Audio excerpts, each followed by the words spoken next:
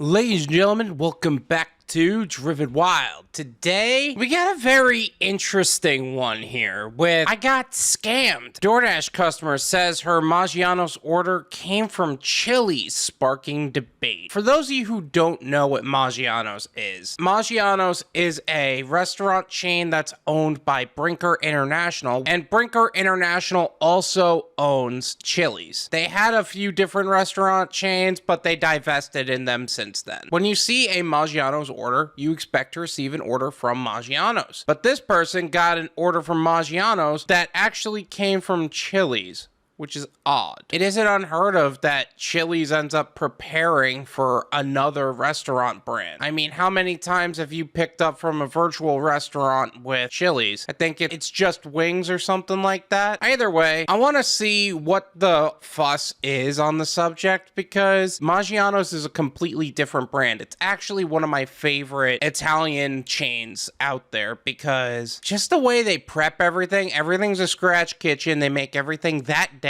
And Chili's just doesn't operate the same way. Now, could they be rebranding? Sure, but I don't think that's how they operate. But with that said, I really want to look into what's going on, so let's get started. A Doordash customer says that she ordered from Maggiano's Little Italy, but suspects that her food actually came from a Chili's restaurant. My question is, how do you know? I understand if you absolutely knew for sure, beyond a shadow of a doubt, that it came from Maggiano's or from Chili's, but how do you know? How do you even order from Maggiano's if it came from Chili's? I just have so many questions. In a TikTok posted on April 17th, TikToker Diana Chavez at Diana13 shows the food she and her boyfriend ordered was delivered in a Maggiano's bag. She said she got scammed by DoorDash after noticing that her order was cheaper than expected and delivered from an address that was closer to her than the Maggiano's restaurant she thought she ordered from. First and foremost, I am going to leave the TikToker as well as the TikTok in the description as usual so you can develop your own opinions. Second, is it really scamming if she got a cheaper order? And not to mention that if it's closer to her, she probably got it even faster. Guess I understand because Maggiano's and Chili's are two completely different worlds of brands. Both very good, but just two different worlds. It's effing Chili's, Chavez says about the address that Maggiano's was listed under on DoorDash. I am literally shook. By Tuesday, the TikTok had been viewed over 306,000 times. Things you do for content, huh? I mean, that's a good point. If you look up the address of which you ordered the food from and it says Chili's and not Maggiano's, I feel like that's false advertising. I understand to a point. When you order Chili's, you want Chili's. If you want Maggiano's, you want Maggiano's. There are two completely different brands. From the way they prep their food to the food itself. Not to mention how they operate as a restaurant. But this actually raises a question for me. Is Maggiano's and Chili's starting to develop virtual brands within their kitchens with each other? I mean, they're owned by the same company. I wouldn't put it past them. Might be a great way to keep the brand alive during what would be a financially challenging situation. Commenters on Chavez's video brought up the concept of ghost kitchens, defined by the New York Times as off-site meal preparation facilities that are untethered from physical restaurants. Many restaurants utilized ghost kitchens before the pandemic, but as delivery and takeout orders boomed when restaurants weren't serving sit-down customers, ghost kitchens became even more popular. But Maggiano's was never a ghost kitchen. Well, at least not in my area. Let me know in the comments if you ever had a Maggiano's ghost kitchen, because when I lived in New York and when I went to Chicago, Maggiano's was a physical restaurant. It wasn't a ghost kitchen. Their brands are two different worlds. However, during the past couple of years, they could have transitioned otherwise. In fact, I know there's a Maggiano's up in Boca Raton. I just never been there. They could be doing this just to keep the brand alive. Who knows? The implication is that Chavez could have ordered from a Maggiano's ghost kitchen rather than the actual restaurant. Chili's and Maggiano's are operated by the same parent company,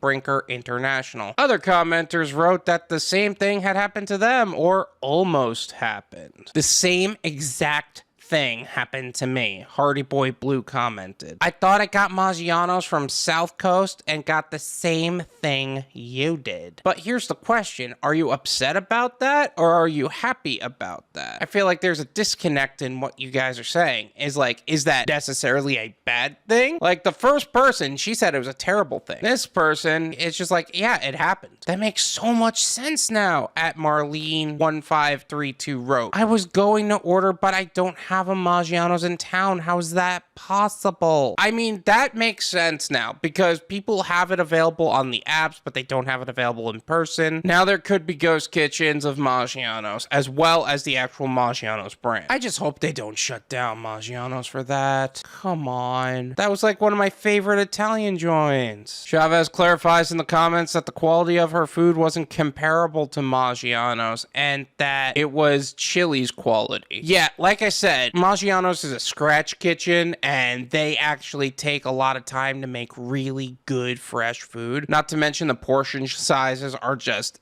out of this world in comparison to Chili's. They actually had a buy one get one kind of deal with pasta. You have a pasta dish there and then they give you a pasta to take home. It's amazing. But Chili's isn't the same thing. Chili's, like, sometimes I wonder if they just pull it out of a freezer and heat it up, you know? I know not all of their food is like that, but sometimes it really does feel that way. Not to say that Chili's isn't good. I like Chili's too. It's just you're comparing good to great. That's really all it is. This is my opinion. Sports what you pay for it. None of you pay me.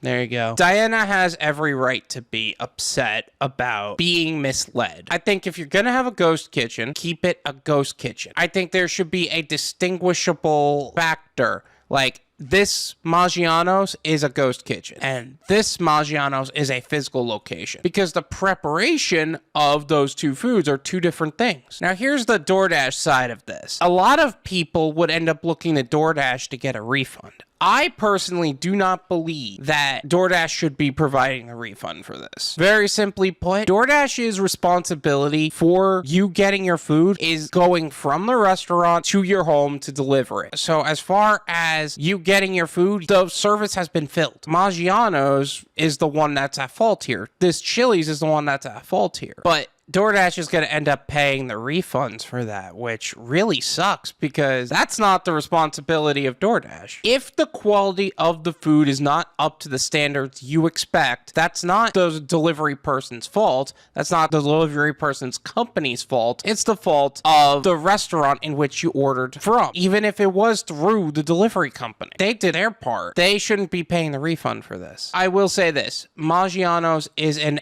excellent brand. I really hope they do not taint their brand with this issue. You know what I'm talking about? I hope they don't continue to do this. Or they find a distinguishable factor that says, hey, this is a ghost kitchen. This Maggiano's is a ghost kitchen. Because that's misleading. That's false advertising. You're literally ruining the brand. But that also being said, Maggiano's is a lot better in person than it is online. So maybe that's the goal. Maybe the goal is less about continuing the food delivery process than just getting you into the restaurants again, which may be a bad sign for us, because if this works out really well for Chili's and Maggiano's, you know that other franchises with parent companies like this setup that they have here are going to start doing the same thing. So I hope this isn't what happens, but it could very well be the case. One other thing I do have to say about this, thank God the driver wasn't penalized for this. Thank God no one even mentioned the driver.